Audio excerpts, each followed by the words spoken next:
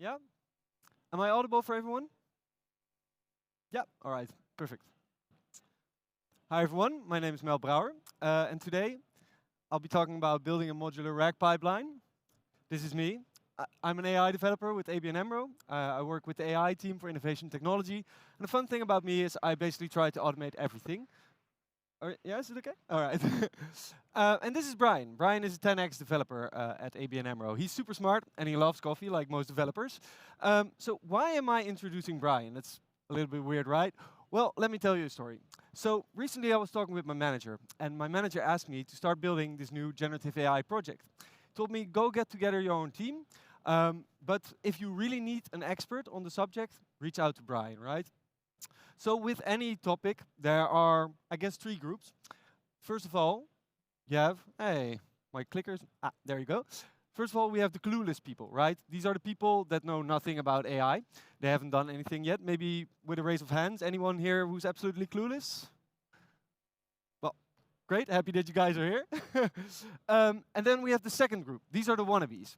They think they know, but they don't really know. I myself consider myself a wannabe. Any wannabes in the group over here? Okay, nice. Okay, the rest of you who didn't raise your hands, I would consider you guys the experts. You've been doing NLP long before it was cool. You guys know Bert on a first name basis. So if you guys have questions at the end, you know who to reach out. Who are the experts? Show of hands. Okay, not a lot of hands. All right, so I got together my team, right? And we were mostly wannabe people and clueless people. And our deadline was coming closer and closer and closer. And we were starting to get worried. And we realized we need to find Brian. All right, so we tried sending him messages. We tried calling him. But you know, 10x developer, very busy coding, very hard to reach. So how do we actually find Brian? Well, let me ask you a question. Maybe if you don't know something, what do? You Google it. All right? And you? Same, Google. ChatGPT, right. Okay, so we got ChatGPT nowadays. So we thought the same thing, right? We asked our internal ABN AMRO ChatGPT, where's Brian? And then it asked us, who's Brian? I don't know who Brian is. Well, that's a little bit of pity, but makes sense. ChatGPT is trained on everything on the internet, but not on the internal ABN AMRO stuff, right? So we had a problem. But one of my team members, she was very smart. She was like, you know what? We are AI developers. We can build our own tool. And she told us about something called RAG, Retrieval Augmented Generation. Basically, it means taking some information from elsewhere and putting it into your large language model, like ChatGPT, and then it can reason about it and it can answer your questions. So we thought, great. Well, within ABN AMRO, we have a lot of data, right? We have like data of people coming in and out of the office. We have information about who's using a coffee machine and all these kind of things, who's booking meeting rooms. So we figured, just put everything in, we'll probably be able to find Brian. So we got to building our RAG pipeline, and this is us. And when we were done, we asked it again, where is Brian? And it told us promptly, Brian is at B2, near the printers. So we thought, great. That was easy. Well, we looked at the printers, but there was no one there. I guess no one has been there in a long, long, long time. So we kind of checked our logs, and we figured out that we were just feeding it the wrong information. So we learned our first lesson. Quality matters when building a RAG pipeline. So again, we thought, okay, we need to make it better, right? So we were reading all these papers about different chunkers and retrieval strategies and all these kind of things. And then, once again, we asked it, where is Brian?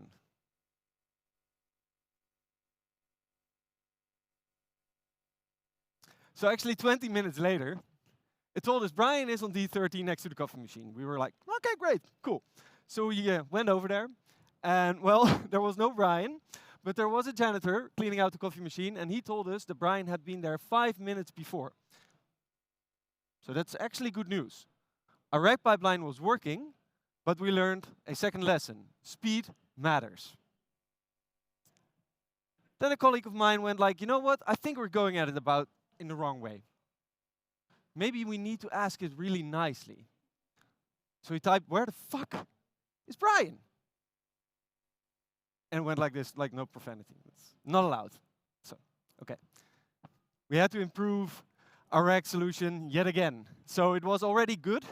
It was now time to make it fast. Well, how do you make it fast? Well, you throw everything Azure has to offer you at it. And, you know, it's going to cost a lot, but it might be fast. So once again, when we were done, we asked it, where's Brian? And immediately it told us Brian is at the lunchroom. So we went over at the lunchroom, and there we found him. We found Brian. Well, our search was over. So we explained to Brian how hard it was to find him, that we built this incredibly fast, high quality, but expensive RAG pipeline, right? And so he kind of chuckled, and he said, first time building a RAG pipeline? Don't worry, I've been there too. The problem that you guys have is that you just built the first thing that came to your mind. Instead, I nowadays build something called a modular RAG pipeline. It allows me to really easily check out all these different configurations on how you can build a RAG pipeline, and then check if it's the right fit for my project. Well, I was very happy with that because my boss actually got the bills from our new RAG pipeline. He wasn't too happy, so to say. So we learned our final lesson. Money matters too, right? Now, when we're talking about a RAG pipeline, there are these three kind of main things you want to take into consideration, right? How fast is it? Is it like user-facing? Then it needs to be pretty fast. What is the cost? What is the quality? What do you need? How are you going to test it? So every project is different, and every project needs like a different balance of these things, because it's always a balance. You can't have all of it. Usually pick two, I would say. So let me quickly go over some of the RAG basics. You might have already heard some. I guess yesterday there was already a course on RAG basics. But like I mentioned before, a user has a query, and we get some information from somewhere, right? And we put it into a prompt to the large language model. Well, sounds easy enough, right? Well, RAG reality looks a bit more like this. So usually, at first, we have to create like an index.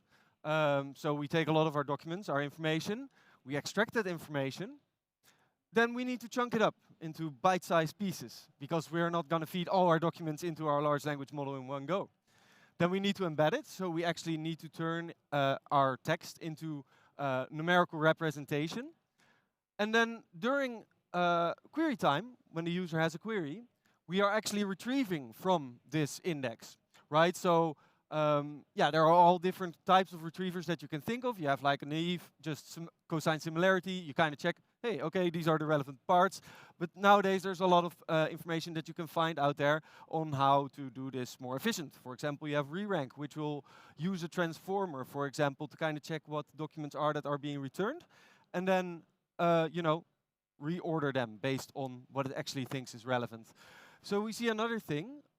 We might also want to include like search engine or like a relational database or those kind of things, you know. We might need to route that. And you see these purple and orange dots.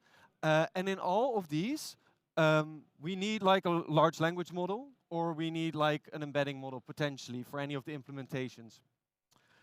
So I'm struggling with the clicker. When we break down a modular RAG pipeline, because what we just talked about was like the basics, we have to break it down into components, like I just showed you. We have an index, we have like a retriever, we have the chunking, we have the document loader, all these kind of things. So yeah, chunkers, retrievers. These components then can be implemented.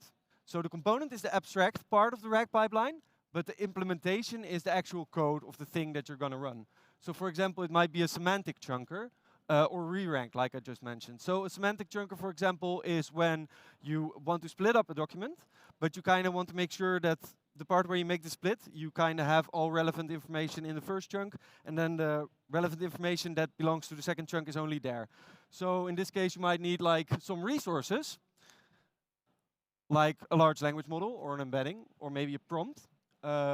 And in the case of a semantic chunker, you might need an embedding model.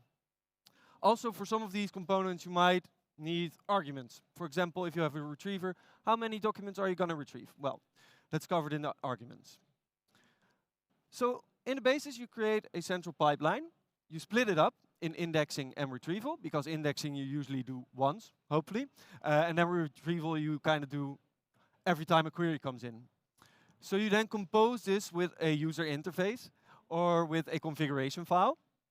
And the idea is that you kind of select, hey, now I want to try it out with a semantic chunker. Now I want to try it out with a fixed chunker. Let me try re-rank for retriever.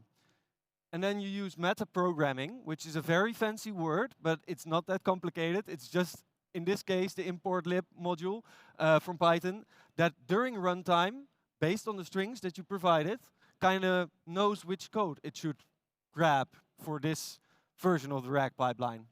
And then you test it against an evaluation set. Well, we know evaluation sets are probably the most important thing that you have when you're trying to build any Gen AI applications. So please do that. Otherwise, you still don't know what you're doing. OK, so in the basics, this pipeline, we have a query. We have some data. It goes in a component. And then data goes in a component, in a component, in a component. So it's really like abstract, right? And at the end, we get a response. So this is basically what the code kind of sees. And then when we take a look at these components, at the base level, we have the base component. Every part of the pipeline is a base component. And it has one function. It's process. And when you call process on a component, it will run the functions that are below, which I will describe in a second. Like, it will validate the input, extract the input, update the data, and then it will run the component. Now, let's take an example of a base chunker.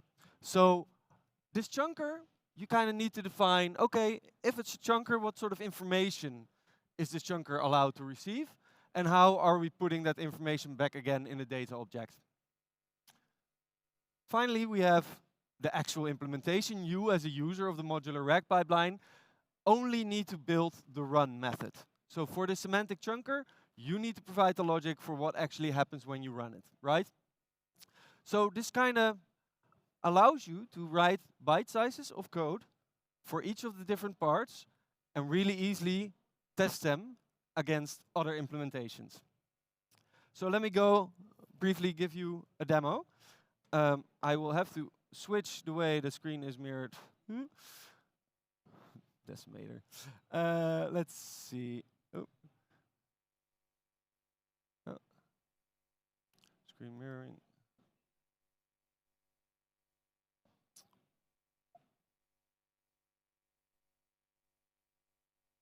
Choose content. Entire screen. Let's see. Yes, OK, this is perfect.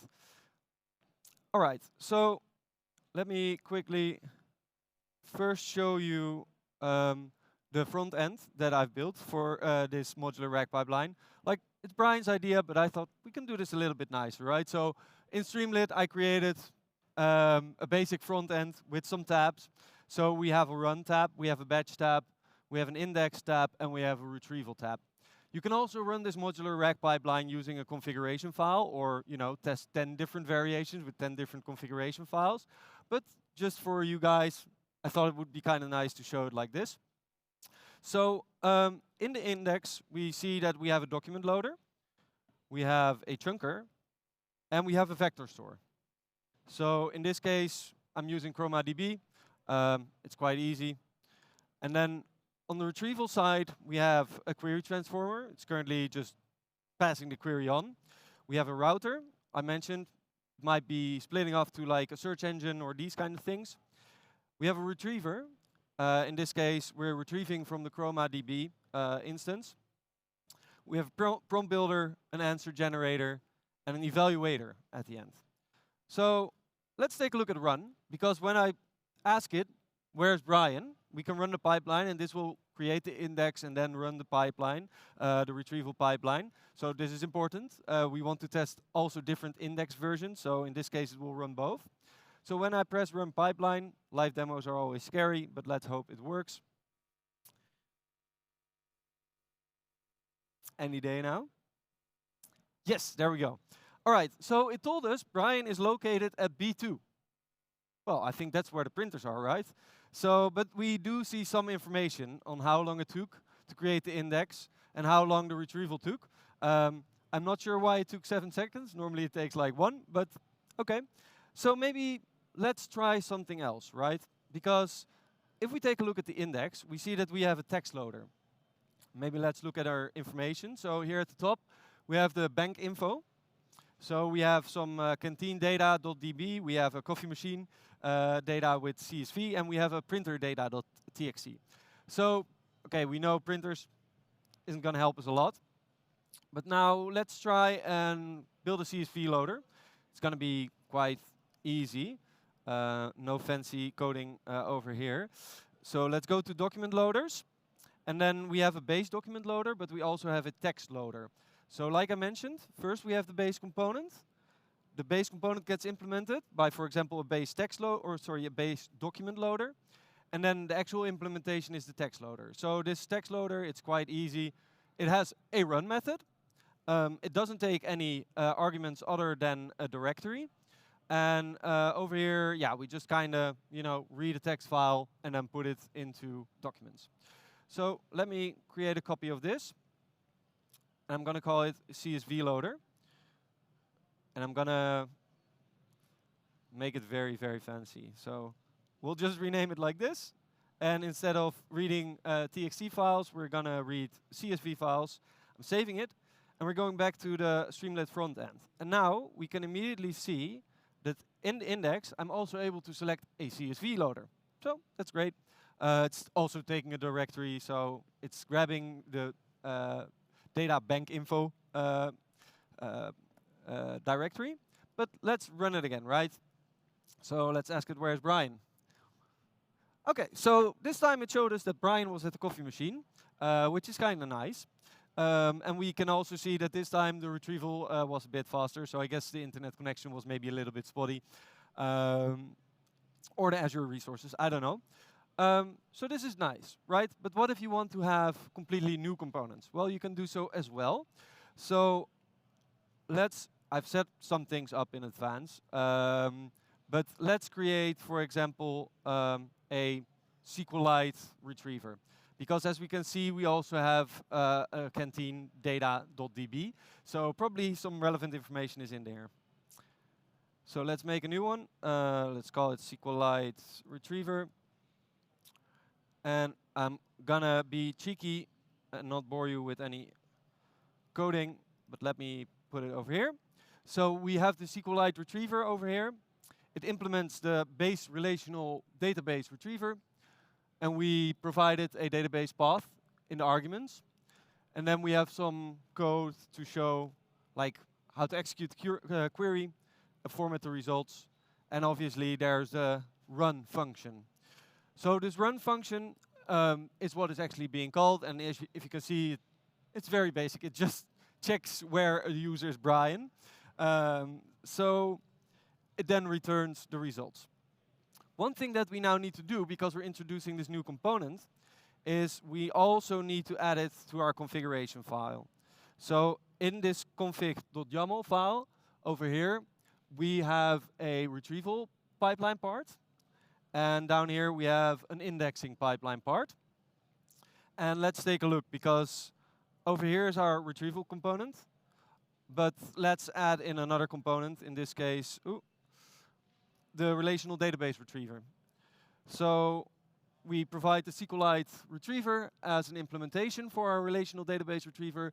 And for the DB path, we're providing this canteen data.db. So let me quickly refresh Streamlit again. And now over here in the retrieval tab, we can see that we now have a relational database retriever. Oh, it's kind of nice. One thing I do need to update is I need to move it to a multi-query. So basically what we were looking at before, single query will just go to the regular retriever and the index for vector search. But with the multi-query, it will also route it to our database retriever. So let's ask it again. Where's Brian? Ah, he's in the lunchroom. That's great. Cool. So this way, I hope you can kind of see that you can easily implement different parts of code and test them out. So for example, when you're running, for example, the index, you can also check with the semantic chunker, or you could easily return more results, all these kind of things. There's also a batch tab, and in this batch tab, we actually run multiple question answer pairs. So I'll briefly show you what that looks like. I have got this question and answer pair about Cat Bank. Cat Bank is completely fictional, but it's a bank for cats. And we have some questions like, where did Sir Parrington, the founder of Cat Bank, originally perfect the secret vault code? Well, apparently he worked on it in his private study, testing different meow and purr combinations to ensure it was secure. So, okay, that's nice. If I want to test all these questions in one go, I can actually do so. So let me show you. I do need to change some information. So for the text loader, we're going to go to Cat Bank. Let's take the semantic chunker. That's kind of nice. And then, yeah, I'll call this Cat Bank as well. And then on the retrieval side, let's see, we got 3 things like this. Yeah, I guess that should be okay. Well, let's see, run batch evaluation. I set it up in parallel, so I hope it should work. Okay, so we ran 4 questions in answer pairs. 3 were correct, 1 was incorrect. We see the average indexing latency and the retrieval latency. And this time it took a lot more tokens, actually, to generate the answers. But this is like a nice way to kind of experiment and play around, right? Obviously, in this front end, you could put more things like actually seeing what kind of answers it's using or it's generating and those kind of things. Currently, I'm using Langsmith on the backside to kind of trace what I'm doing and kind of see what messages are there. Sadly, my ABN AMRO laptop doesn't allow me to sync with Langsmith, so I couldn't show that over here. All right, so let's briefly look at the code that went into this, because you might be wanting to use it yourself. So there's the source folder, and in the source folder, there's the main pipeline. And this pipeline, it's quite an easy class. It has a configuration path. So we need the config file or get the config from our Streamlit UI. We load it, we load the pipeline components, and then at the end, you know, there's the component factory, and this is where the metaprogramming magic happens. So over here you can see that we're using the import lib import module to kind of get the components based on the strings that we're providing, and then we need to resolve the arguments and the resources that are required for that component. Then we have the run methods for indexing, retrieval, and to run it combined. And at the bottom, we see the actual run pipeline method, which is basically for each component, you just put in data and you get data out, and you click on process. So going to the models, there are some models, and you might want to extend this, but in general, I think we have a query, we have documents, we have prompts, we have destinations for our routers, we have the actual route that we're taking. There's a routing table, a response that's being generated, and then there's the data object. So in this data object, we're tracking like the documents that we loaded, the documents that we chunked, you know, all these kind of things at the intermediate steps. And I'm also kind of tracking the token count. So in the components, we have the base component, and like I mentioned before, there's the process. So it's actually just checking the data, extracting the input data, and then running it, and updating the data at the end. Let's go to a actual implementation of a component. So the base chunker over here defines, okay, what does it look like when we're validating input data? So we're checking whether it's like the documents that are loaded that we require for it are there. We extract the input, so we're extracting documents loaded. And at the end, we're actually putting our result into documents chunked. So it's kind of a separation like that. And then looking at, for example, a fixed size chunker, which implements this base component, we only have the chunk size that people need to specify, and then a run. And in this run function, we just kind of, you know, go over the different documents and split them up based on the character size that we set. All right. And then I guess the final piece is there is a config.yaml, and I showed you this earlier. This is kind of where you specify your files for the run. Now you can also run this without the UI. There is this test pipeline, and you can kind of either just run based on your original config.yaml, but you can also run it with different configuration files, or you can actually parameterize your config file and then just run, 10 in a row, and then you can kind of easily compare. Okay, what were the chunks? What cost did it have? How many tokens did it need? How fast was it? And yeah, I guess that's it for the code walkthrough. Let's move back to the presentation. Let's see if this is still working. Yeah. All right. So I think this comes down to one thing, a quote that I really like. I choose a lazy person to do a hard job, because a lazy person will find an easy way to do it. You have some overhead, but after you got this set up, you can just try out everything, and you can tell your boss why you need all these Azure resources, even though they're very expensive. So where can you find this code? Well, obviously it's on GitHub. Don't worry, I'll share a QR code at the end.